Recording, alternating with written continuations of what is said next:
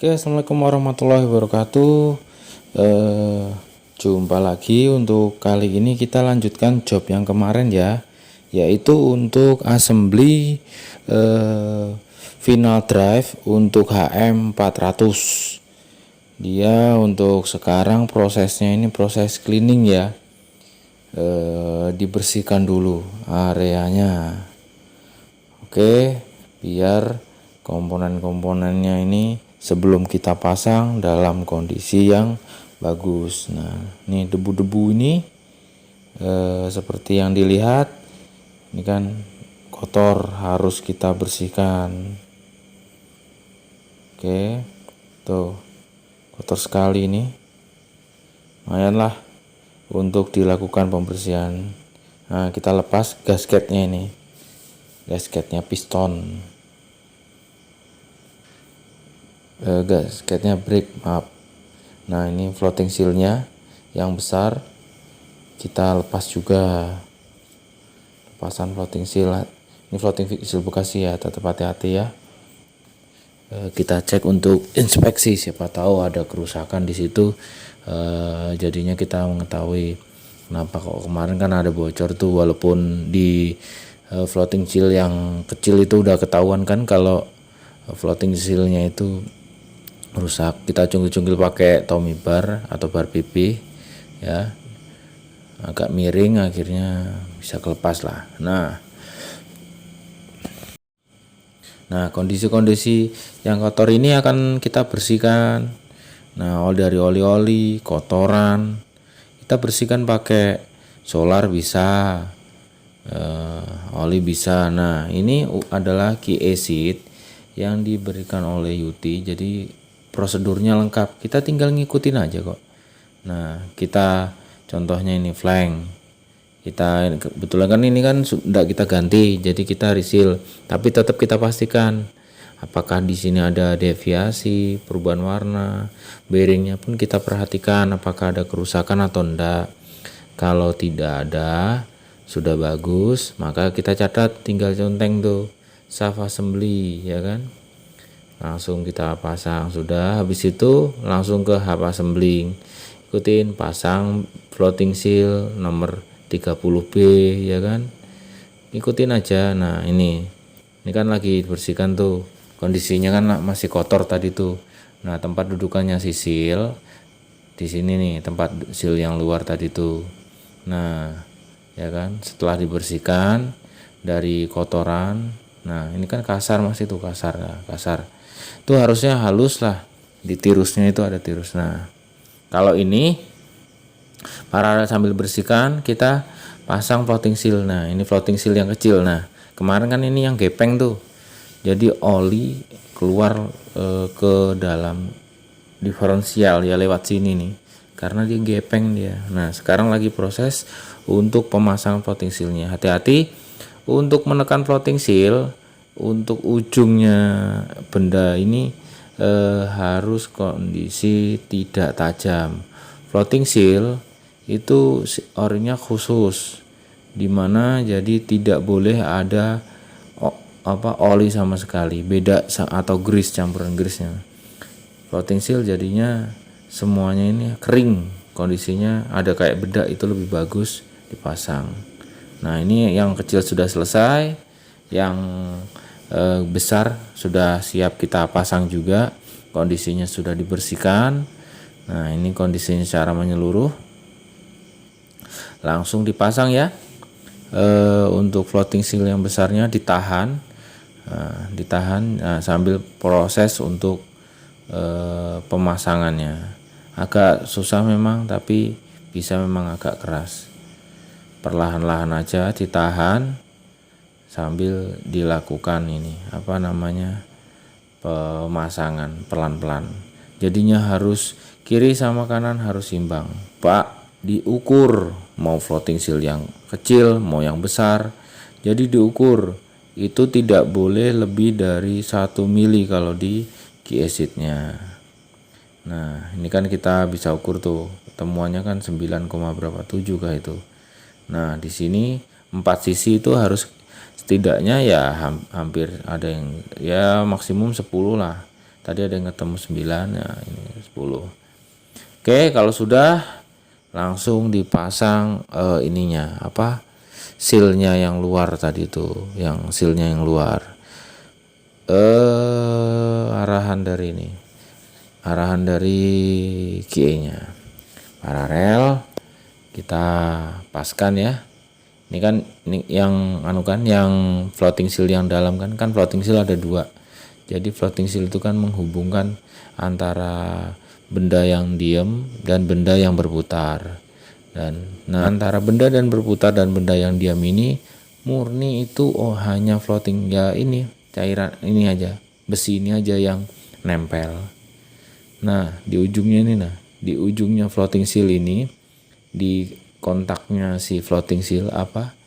Kontaknya yang putih, warna putih itu, warna putih. Nah, itu dikasih oli untuk pelumasan awal si floating seal, agar floating seal saat diputar nanti kan proses akan diputar itu, dia tidak akan merusak si floating seal itu sendiri. Nah, sekarang ini kita paskan tuh, posisinya harus pas tuh, rata tuh. Nah, tidak boleh ada celah. Nah, ini setelah pas kita pasang yang ini covernya si seal tadi tuh, covernya si seal kita pasang, ya kan. Nah, kalau sudah selesai tinggal pasang aja, langsung kita pasang covernya, holdernya si seal, dimounting sama bot 14. Nah, gini kan. Nah, toknya ada di QE seat juga, sekitar 7 kilo, 6,6 sampai 7,5 kah kalau enggak. Nah, nih 6,5 sampai 7,5 kan, kita tulis, kita ambil 7 kilo, sekelilingnya semuanya dipasang, ya kan. Nah, jangan lupa di setting adjustment untuk torque wrench-nya. Torque wrench-nya kita setting di 7 kilo. Mengenai cara penggunaan torque wrench ada di ini ya, semenit tambah ilmu. Cari aja fungsi torque wrench. Setelah di torque jangan lupa dilakukan marking. Nah, paralel kita tadi kan yang kecil tadi itu diinstal sama Mas Randy tadi itu. Nah, ada di sini tidak sempat saya videokan, dia yang di dalam dia itu. Jadi floating seal-nya yang dalam.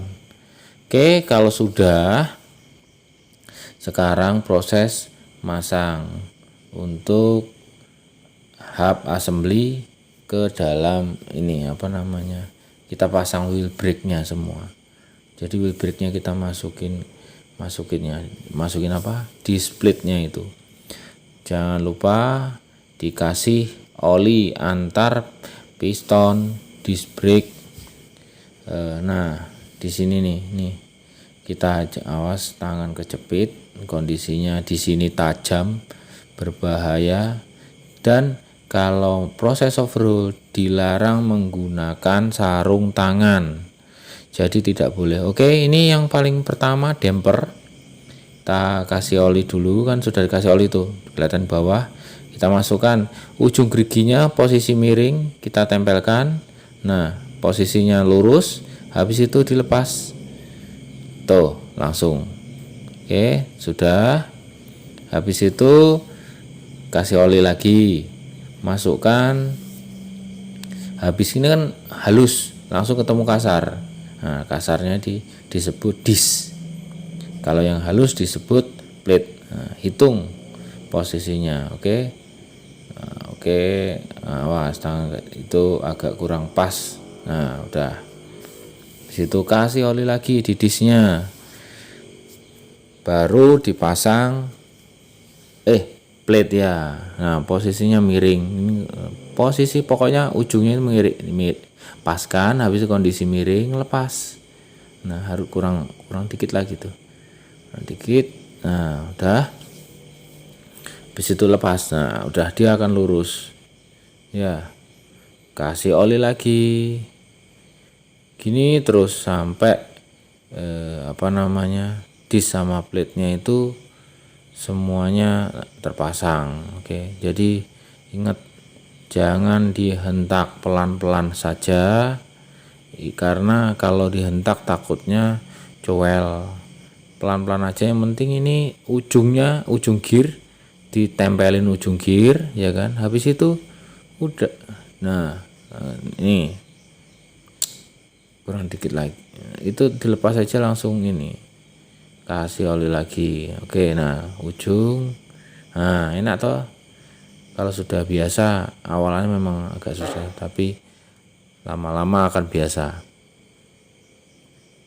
Pelan-pelan aja untuk melakukan assemblingnya, namanya juga dibutuhkan ketelitian ya kan.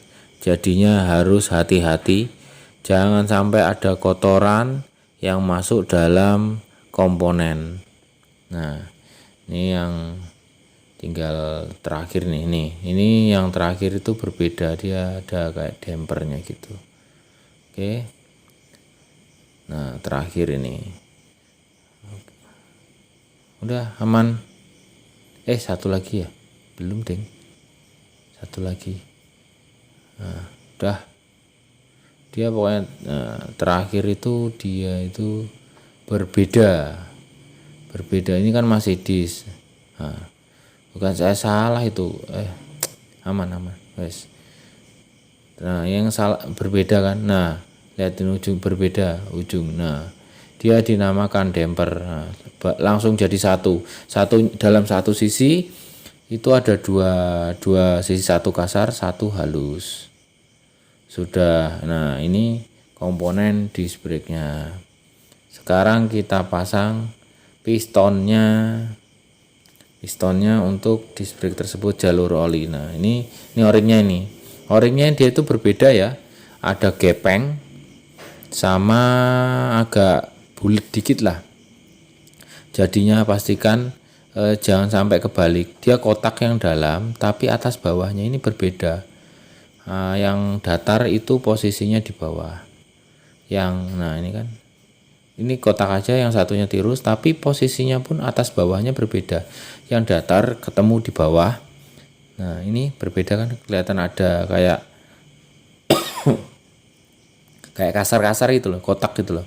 Nah kalau yang bawah atas liatin halus, nah sikunya langsung siku dia. Nah berbeda kan tuh, berbeda kan. Nah itu posisi di bawah ya, posisi di bawah. Nah yang sini. Oke, habis itu udah pasang, langsung pistonnya kita tekan masuk ya, kita tekan masuk ke bawah. Oke, nah sudah masuk itu pistonnya. Kalau pistonnya udah masuk, kita jangan lupa, tadi lupaan, sebelum piston masuk kita ini tadi itu pasang o-ring di situ. Jangan sampai pistonnya ini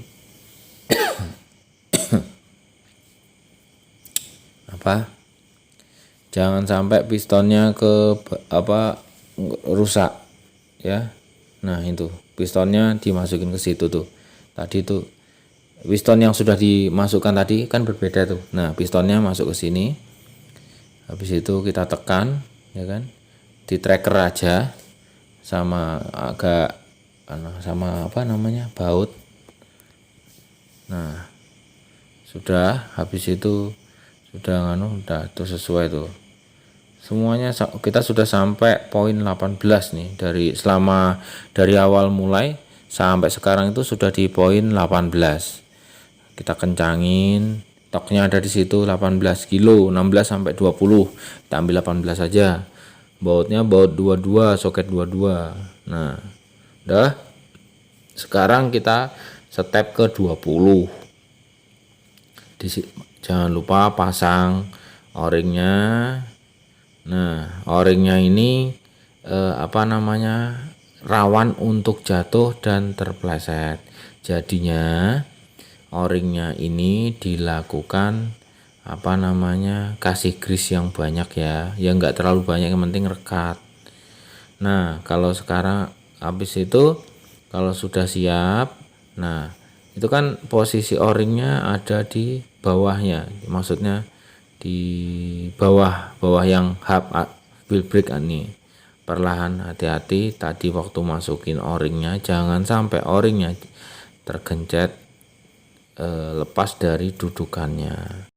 Pasang yang untuk ini dudukannya si floating seal yang dalam. Nah, yang kemarin tuh kan oli bisa nyebrang kan lewat sini nih, dari yang besar masuk ke yang kecil sini. Jadi dia nyebrang masuk ke dalam si wheel brake. Jadi olinya brake cooling masuk ke dalam final drive. Kalau sudah kita pasang carriernya kita pasang, ya kan, carriernya kita pasang, terus fixture-nya kita lepas. Nah, ini sudah sampai pin 27. Tadi agak dicepat-cepatin ya, karena ada beberapa yang enggak ke video. Yang penting urutannya seperti ini.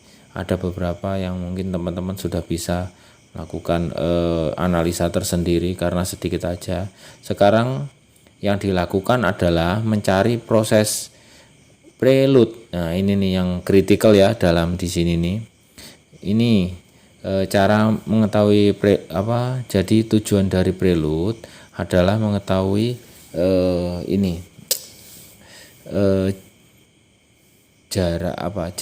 jaraknya si bearing. Kan ini kon bearing, jadi bearing nggak terlalu tertekan, nggak terlalu kendor. Jadi tujuannya untuk mencari preload atau beban awal yang harus diterima oleh sebuah ini komponen ini, jadinya dikasih standar. Nah, sekarang caranya yaitu dengan mengukur lubang lewat lubang dengan alat yang namanya vernier caliper. Caranya diputar. Nah, kan si retainer ini di bawahnya itu ada sim. Nah, sim itulah yang kita cari. Caranya yaitu kita puter baut, kita tok sampai dia itu sambil putar 20 sampai 30 putaran sambil kita tok. 4 baut ini harus tidak boleh berputar dengan tok 7 kilo seperti ini. Jadi B sama dengan C kurangi A. C-nya kan tadi sudah kita ukur di lubangnya tadi tuh. Nah, C-nya ketemu 16,7.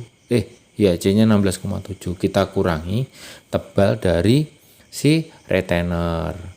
Retainernya tadi sempat lupa belum diukur. Nah, sekarang kita ukur dulu.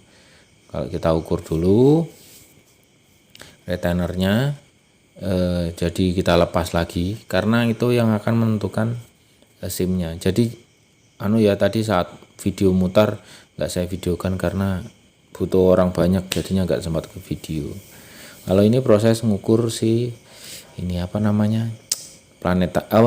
si retainernya ketemunya 15. Kalau di ini 15 fix 15 berarti 16,7 dikurangi rumusnya B sama dengan C kurangi A ditambah 0,3 mili. Nah, B-nya untuk mencari B atau mencari SIM berarti C-nya kan udah ketemu kedalamannya 16,7 dikurangi 15 hasilnya 1,7 ditambah rumus standarnya toleransinya 0,3. Jadi 1,7 mili ditambah 0,3 mili. Temuannya adalah 2 mili. Berarti tebal SIM yang distandarkan itu adalah sekitar 2 mili. Kita ukur. Kebetulan ini jadinya ada 3. Pakai SIM 2 pun enggak apa-apa, yang penting 1 milian atau 1 SIM tapi 2 mili. Nah, ini 0,5. Tuh, 0,5 kan. Nah, kelihatan kan angkanya di paling mana? Tuh. 5 angka 5-nya yang lurus 0,5. Nah, yang 2 terdiri dari 0,5 berarti kan 1 mili. Terus yang yang 1 itu 1 mili SIM-nya, berarti total 1 ditambah 0,5 ditambah 0,5 berarti 2 mili, pas sesuai settingan dari ini. Tinggal langsung ditaruh SIM-nya di bawah situ, langsung pasang retainernya, pasang semua baut ya, kan sudah ketemu tadi itu, tadi 4 baut kan, sekarang enggak, sekarang 8, semuanya dipasang itu, semuanya dipasang, ngikutin prosedurnya. Nah kan ketebalan 2 mili. Langkah 31 standarnya, nah jangan lupa gunakan adhesif, pasang retainer dan kencangkan bolt mounting. Nah standar dikencangin boltnya ya kan, habis itu apa namanya, kencangin 18 gitu. Nah ini maksudnya adhesif itu tadi LT2 itu, ini Loctite yang 271 ya, pakai di sini. Jadi tujuannya biar baut ini tidak lepas. Jadi kita kencangin dulu semuanya, habis itu dilakukan pengetokan. Kalau sudah sudah selesai, ini harus dirapatin, nggak perlu diputar lagi ya, karena kan tadi udah dapet tuh. Jadi dikencangin, habis itu ditok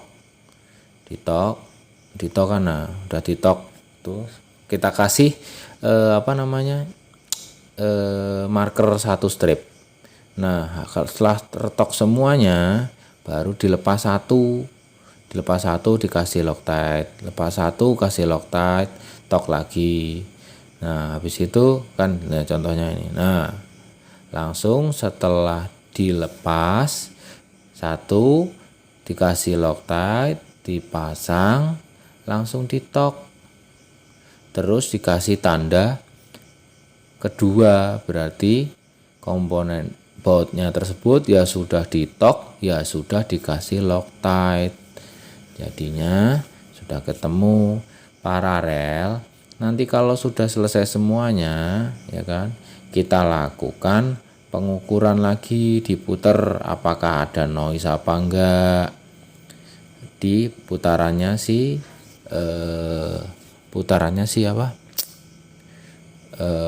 roda ini, final drive ini, apakah ada noise. Di sini sekalian dicatat tuh hasilnya, temuannya, rumusnya, biar siapa tahu nanti ada temen yang lainnya bongkar, tandanya masih ada. Setelah itu, setelah kita pasang sekarang yang namanya planetari untuk ditaruh di carrier. Ini nanti dipasang ya, tadi tidak sempat saya videokan lagi karena posisinya pengangkatannya butuh orang banyak.